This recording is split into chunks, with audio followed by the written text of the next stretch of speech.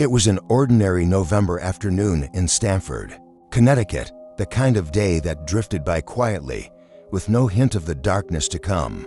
Inside her well-kept apartment, 32-year-old Annalisa Raimundo was winding down after a long day, unaware that danger was about to step across her threshold. The late autumn light filtered through her windows, touching the familiar details of her home. The framed photographs, the organized shelves, all seemed to be witness to an unthinkable act. Somewhere outside, footsteps approached. They did not rush. They did not hesitate. Whoever was coming knew where they were going. Moments later, the front door opened, not with a crash or splintered frame, but with the quiet turn of a handle. It was someone Annalisa knew, someone she trusted enough to let in without question. In the minutes that followed, the stillness shattered. Neighbors would later recall hearing noises, sharp, frantic, and unlike anything that belonged in a peaceful residential building. One described a sound that could have been a cry for help. Another heard a muffled thud. And then silence again, the kind that feels too heavy to be natural. When police arrived, prompted by a concerned witness's call, they found the door unlocked. Inside, the apartment was in chaos. Furniture stood crooked, personal items lay scattered, and in the narrow hallway, they found her. Annalisa's body lay where she had fallen, surrounded by blood. She had been attacked with brutal force, multiple stab wounds marking the violence of her final moments. Signs of a desperate struggle were everywhere. Overturned objects, marks on the walls, evidence of her fierce attempt to survive. And yet, something about the scene was wrong. There was no sign of forced entry, no broken locks, no splintered wood. Nothing of value appeared to be missing. Her handbag, her electronics, even her jewelry were untouched. The crime did not look like a burglary gone wrong. It felt personal. From the very start, investigators understood this was not a random act. Whoever killed Annalisa had been close enough to earn her trust, close enough to walk in without resistance. And as the detectives stood in that wrecked apartment, they could not yet know that the trail leading to her killer would stretch on for years, crossing state lines and unraveling a story far more tangled and more disturbing than anyone could have predicted. In the hours following the discovery, Stamford police combed through every detail of the scene, searching for the smallest clue that might explain how a bright, accomplished young woman had been slain in her own home. The first lead came from an unusual source, the very call that had drawn them there in the first place. It had been made by a woman. Her voice was steady but carried an edge of urgency, as she explained that she'd seen a man enter Annalisa's apartment and felt something was wrong. Before dispatchers could ask for her name or a detailed description, the call abruptly cut off. Repeated attempts to call back failed. The number traced not to a home or cell phone, but to a payphone inside a small restaurant just a short walk from Annalisa's building. Hoping for a breakthrough, officers canvassed the area. They spoke to staff and patrons, describing the caller's voice, but no one could recall seeing a woman using the phone that day. The restaurant had no security cameras, and the trail went cold almost immediately. Whoever had called had simply disappeared back into the city, leaving no trace but her brief warning. Detectives methodically worked through the building, speaking to every neighbor. Not one admitted to making the call. Friends and family were also questioned, and none recognized the recorded voice. The anonymous tipster had seemingly vanished into thin air. Yet she had been close enough to see the suspect enter. Her identity, and why she had chosen not to come forward, became one of the many puzzles in the case. With no signs of a break-in and no stolen items, suspicion shifted toward those in Annalisa's personal life. The most obvious focus was her partner, a reserved man named Nelson Sessler. He was the last confirmed person to see her alive. The night before her death, he had stayed at her apartment, leaving the next morning for work. On paper, he was a logical suspect, but Sessler's alibi was solid. Surveillance footage confirmed his departure from the building that morning and showed no return. Co-workers at Purdue Pharma, the company where both he and Annalisa worked, confirmed he hadn't left the office all day. When police saw him that evening, he was still wearing the same clothes from earlier, with no blood or injuries. Unusual given the ferocity of the struggle that had unfolded in Annalisa's apartment. Despite lingering doubts, there was nothing tangible to tie him to the crime. Blood samples collected from the scene were all tested, yet every confirmed sample matched only one profile on Elisa's. A few partial DNA traces were inconclusive, not matching anyone in national databases. The first days turned to weeks, and then into months. Each lead dissolved into nothing. The anonymous woman who had witnessed a man entering the apartment was never found. The absence of forced entry pointed toward someone she knew, but with no physical evidence and no confession, the case seemed destined to remain in limbo. That is, until another act of violence in another town pulled Annalisa's unsolved murder back into the spotlight. By early spring of the following year, the investigation into Annalisa Raimundo's killing had stalled. The initial burst of leads, interviews, lab results, neighborhood sweeps had dwindled into the frustrating stillness detectives knew all too well. Without a witness willing to speak and without a definitive piece of forensic evidence, the case was like a puzzle missing its centerpiece. The unanswered questions were piling up. Who had been let inside without hesitation? Why had nothing been stolen? And what was the significance of the mysterious woman who had made the 911 call, only to vanish months past without progress? Then, on March 23, 2003, another emergency call came in, this time from Pleasantville, New York, roughly 20 miles from Stamford. It would become the unlikely key to unlocking the case. The scene was chaotic. At a local hospital's parking lot, a man lay bleeding heavily from his chest, struggling for breath. Staff who rushed to help him quickly realized he had sustained multiple stab wounds. His name was Paul Christos, and he was not only alive but able to speak. In the frantic moments before being wheeled into surgery, he told authorities something that would catch everyone's attention. The person who had attacked him was his wife. The account Paul gave was bizarre. He described a strange game that had started in their home earlier that day, a guessing activity his wife had suggested to spice things up. According to him, she had first blindfolded herself, allowing him to hand her various objects to identify by touch. Then it was his turn. Handcuffed and unable to see, Paul was suddenly overwhelmed by sharp, searing pain. Not once, but twice, he felt a blade pierce his chest. His wife's voice was nearby, offering a stumbling explanation about an accident. Disoriented and bleeding, Paul pleaded for her to call an ambulance. He could hear her speaking on the phone and assumed help was on the way, but minutes dragged into half an hour with no sirens approaching. Instead, she eventually agreed to drive him to the hospital. Her behavior in those critical moments unsettled him. She drove at an unhurried pace, not like someone desperate to save a life. When they arrived, she didn't rush to the emergency entrance. She parked far away, in a more isolated area of the lot. Paul thought she might be retrieving something. To help him, instead, she came back holding a knife and stabbed him a third time. Only the intervention of hospital staff and quick police response saved his life. Paul was rushed into emergency open-heart surgery. The wounds were severe but survivable. Once stable, he provided a name, his wife, Sheila Davalu. Police quickly secured the scene and searched the parking lot. Among the scattered evidence was Sheila's mobile phone. Investigators discovered that after the first stabbing, rather than calling for help, she had phoned someone else entirely, a man named Nelson Sessler. The name set off alarms for detectives in Connecticut.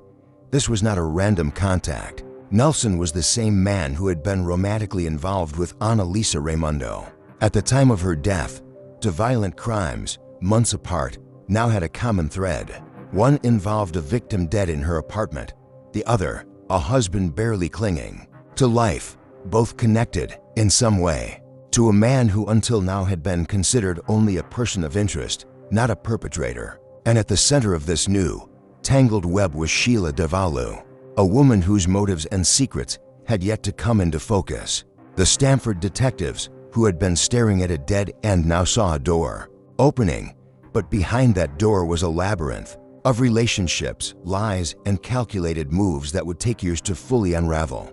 With Paul Christos recovering in the hospital, investigators now turned their attention to the woman he claimed had tried to kill him.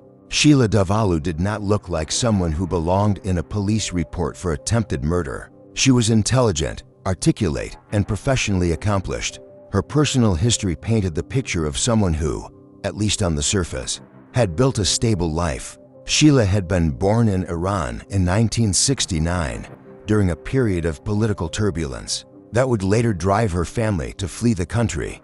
Both of her parents were doctors, and they sought safety and opportunity in the United States. Settling into a life that prized education and achievement, Sheila thrived in that environment, earning strong grades and eventually enrolling at New York University to study biochemistry. It was during her university years that Sheila entered an arranged marriage chosen by her family. That union did not last. It ended in divorce after she began an affair with a fellow student, Paul Christos.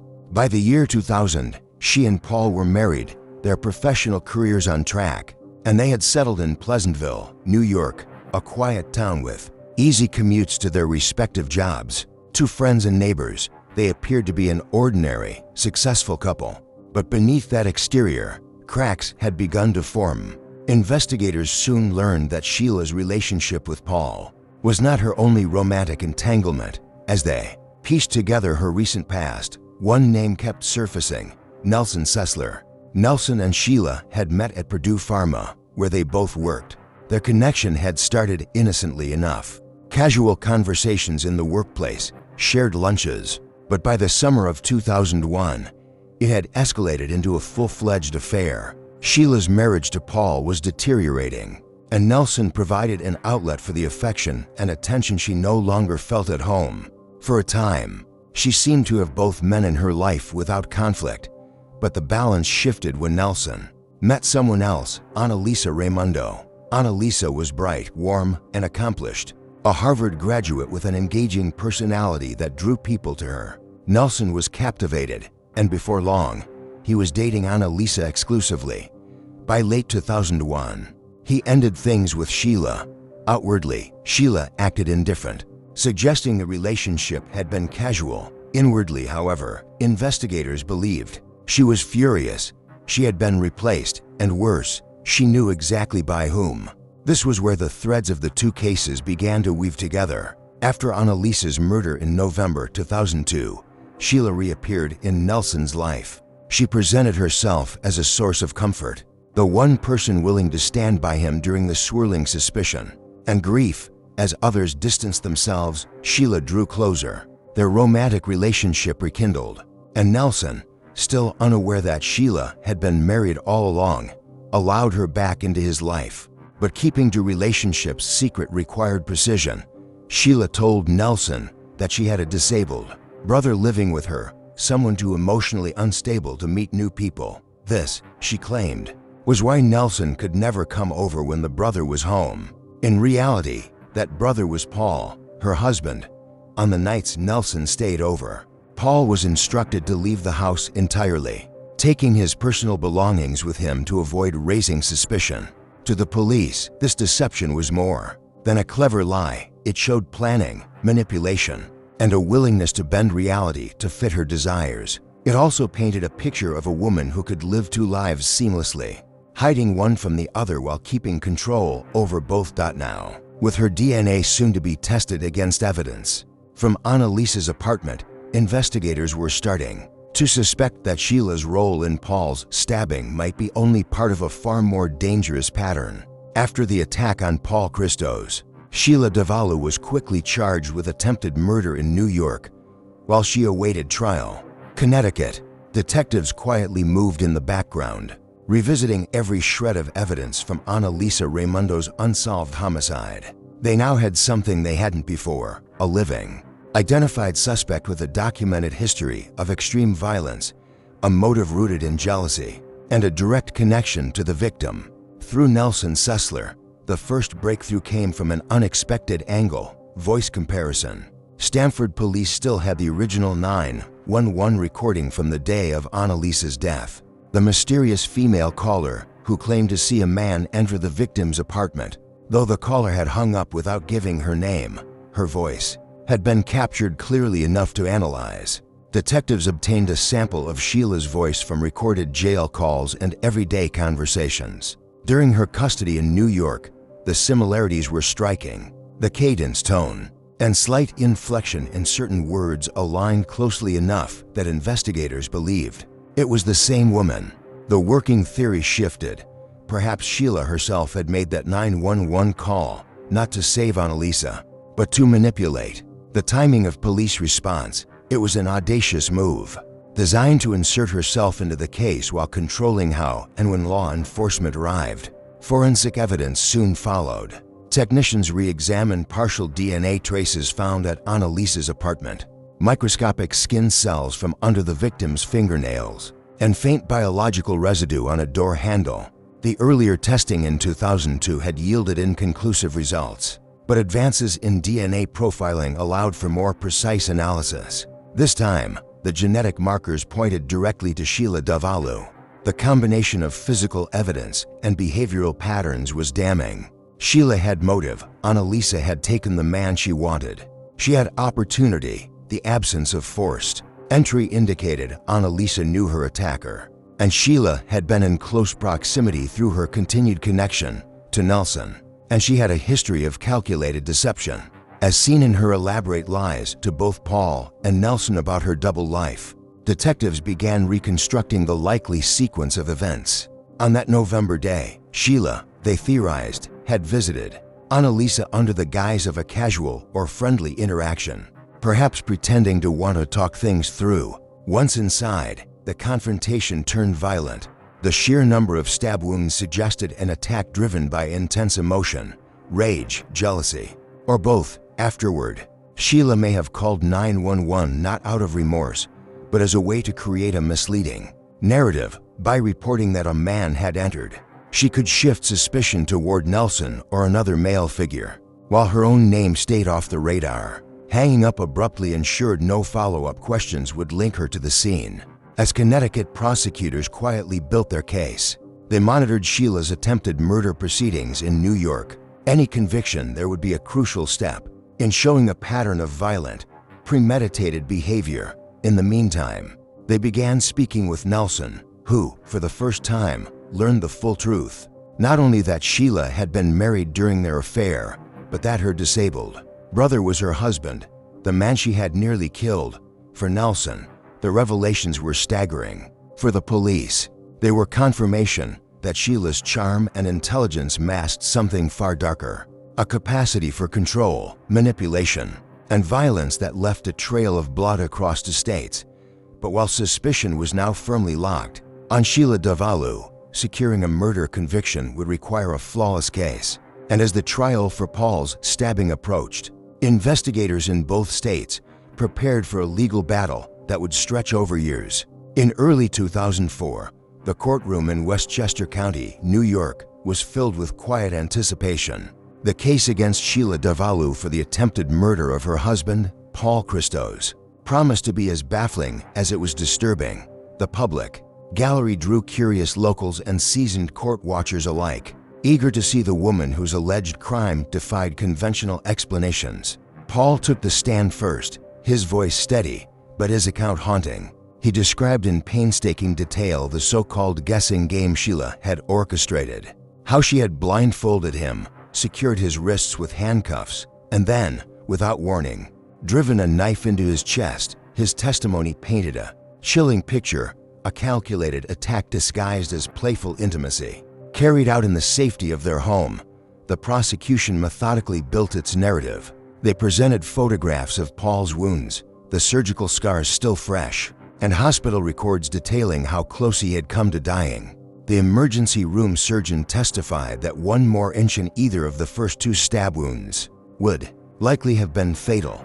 They also walked the jury through Sheila's actions after the initial attack, her delayed drive to the hospital, the detour to a remote section of the parking lot, and the third, final stabbing before medical staff intervened. What struck observers most was Sheila's demeanor. She sat upright, attentive, and almost disarmingly calm, occasionally jotting notes for her attorneys. To some jurors, she appeared more like a professional at a business meeting than a defendant facing decades in prison. The defense strategy was curious.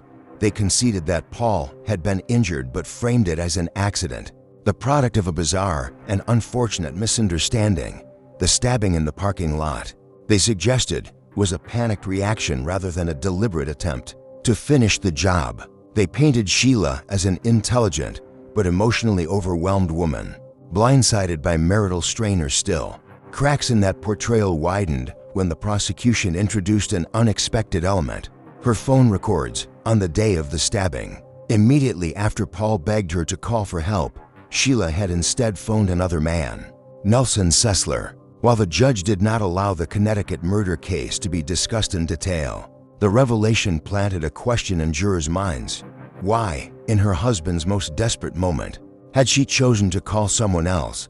The phone records also contradicted Sheila's timeline of events. She claimed she had called for help right away, but the data showed a gap of over half an hour between the first stabbing and the drive to the hospital.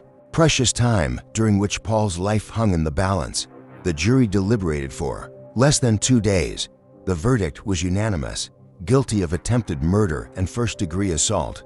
In September 2004, Sheila was sentenced to 25 years in prison, the maximum allowed. For the Connecticut detectives who had been watching from the sidelines, the conviction was more than just justice for Paul. It demonstrated to any future jury that Sheila was not only capable of a violent, premeditated attack, she had already committed one. This would be a cornerstone of the murder case they were preparing. Now, with Sheila secured behind bars, prosecutors could take their time building an airtight homicide case. But bringing that charge forward would require revisiting a crime scene that had gone cold for nearly 2 years, persuading witnesses to testify against someone they once trusted, and anticipating every defense maneuver her legal team could deploy. It would take years before she was officially charged with Annalisa Raimondo's murder, and when she was, the courtroom battle would reveal just how deeply her web of deception had been spun, and how far she was willing to go to protect it. By the time Connecticut prosecutors formally charged Sheila Davalu with the 2002 murder of Annalisa Raimondo, more than 5 years had passed since the young woman's death. For much of that time, Sheila had been serving her sentence in New York for the attempted murder of Paul Christos. The long delay wasn't hesitation, it was strategy. Stamford Police and the state's attorney's office had quietly spent those years assembling a meticulous case, determined to avoid even the slightest procedural misstep. When the trial finally opened, the courtroom was packed. Some came because of the sensational nature of the case, a love triangle that had spiraled into bloodshed. Others had followed Sheila's story since the stabbing of her husband, curious to see whether a jury would believe she had also committed a cold-blooded murder. Years earlier, the prosecution's opening argument was blunt: Sheila Davalu killed Annalisa out of jealousy, anger, and a need to remove her romantic rival from the picture. They portrayed her as someone who could present an image of charm and stability, while hiding a capacity for calculated violence. Piece by piece, the state laid out the evidence. They began with the love triangle itself, calling co-workers from Purdue Pharma to testify about the overlapping relationships between Sheila, Nelson Sessler, and Annalisa. Nelson himself took the stand, recounting how his brief romance with Sheila had ended when he began dating Annalisa, only for Sheila to reappear in his life after the murder, offering comfort and eventually resuming a relationship. Then came the voice evidence. A forensic audio specialist testified that the anonymous 911 call made on the day of Annalisa's death matched Sheila's voice with a high degree of probability. The jurors listened to the recording, the calm, almost casual tone of the caller, and then heard Sheila speaking in recorded interviews. The similarities were difficult to ignore. The forensic testimony proved equally compelling. The partial DNA profile found under Annalisa's fingernails, originally to degraded for precise identification, had been retested with more advanced methods. The result, a match to Sheila Davalu. It was the physical link prosecutors needed to tie her directly to the struggle that had taken place inside that apartment. The prosecution also highlighted Sheila's pattern of deception. Witnesses describe how she told Nelson about a disabled brother who lived with her, a person who never existed, as a cover for her marriage to Paul. They painted a portrait of a woman adept at compartmentalizing her life, controlling the movements of those around her, and weaving elaborate lies to maintain her control. The defense countered with an aggressive challenge to the evidence. They attacked the reliability of voice comparison analysis, pointing out that it was not as definitive as DNA. They suggested that the partial DNA profile could have been the result of secondary transfer. Perhaps Sheila had visited the apartment on an earlier occasion, and they reminded jurors that no eyewitness had seen her at the scene that day. But the cumulative weight of the evidence, the romantic rivalry, the suspicious 911 call, the DNA under the victim's nails, and the precedent of her violent attack on Paul painted a damning picture. Prosecutors argued that the murder was the result of a deeply personal rage, one that could only be understood in the context of her obsession with Nelson and her resentment toward Annalisa. When the jury retired to deliberate, the tension in the courtroom was palpable. The trial had lasted weeks, but the decision came relatively quickly. Sheila Davalu was found guilty of first-degree murder for the Raimondo family. The verdict brought a measure of closure, though nothing could replace the vibrant young woman they had lost. For investigators, it validated years of painstaking work and confirmed what they had long believed, that the attempted murder of Paul Christos was not an isolated act of violence, but part of a larger and far darker pattern. The sentencing phase of Sheila Davalu's murder trial carried none of the suspense of the verdict. The outcome was already inevitable. Under Connecticut law, a conviction for first-degree murder meant a mandatory prison term of 50 years. But the hearing still drew a packed courtroom, filled with reporters, spectators, and the grieving family of Annalisa Raimondo. Family members delivered victim impact statements that were both heartbreaking and resolute. They spoke of Annalisa's warmth, her ambition, and the void her absence had left in their lives.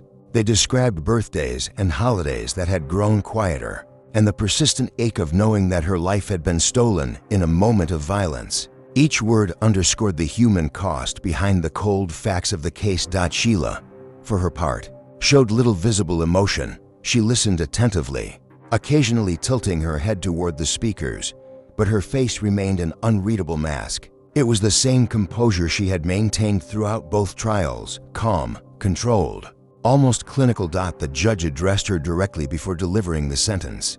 He noted the calculated nature of her actions, both in the killing of Annalisa and the later stabbing of her husband.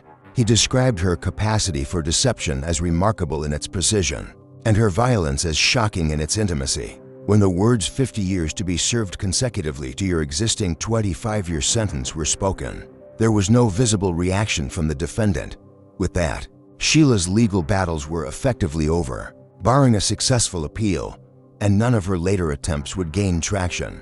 She would spend the rest of her life in prison. Her combined 75-year term meant she would not be eligible for release until she was well into her 90s. In the years that followed, criminologists and psychologists studied her case as a rare example of a female offender whose crimes were both highly violent and deeply manipulative. Many noted that her ability to compartmentalize, to maintain multiple, conflicting lives without apparent strain, was central to her success in deceiving those around her. Others pointed to the intense emotions that seemed to drive her: violence, jealousy, rejection, and the loss of control. From behind bars, Sheila maintained her innocence in Annalisa's murder, even as the weight of forensic and circumstantial evidence left little room for doubt. She granted occasional interviews, speaking in the same articulate, measured tone that had once charmed co-workers and friends. For some, it was a chilling reminder that her greatest weapon had never been the knife. It was her ability to make people believe in the version of herself she wanted them to see. Annalisa's friends and family, meanwhile, worked to ensure her memory would not be defined solely by the tragedy of her death. Scholarships were established in her name, and memorial events celebrated her life and accomplishments. Each gathering was both a tribute and a quiet defiance against the violence that had sought to erase her. In the end, the story of Sheila Davalu was not just about a love triangle gone wrong or the dangers of unchecked obsession. It was a study in the hidden darkness that can exist beneath a polished exterior, and a testament to the persistence of investigators who refused to let a case grow cold. Long after the verdict, the unanswered questions still lingered. Had Sheila planned Annalisa's murder for weeks, or was it a sudden, explosive decision? Did she feel any remorse or only frustration at being caught? The answers remained locked inside the mind of the woman who now spent her days in a cell, far removed from the tangled web she once wove so skillfully. What was certain was this: 2 acts of violence, committed years apart, but bound by the same thread of calculated control, had finally caught up with her. And for the families whose lives she had shattered, the hope was that justice, though long delayed, had, at last, been served.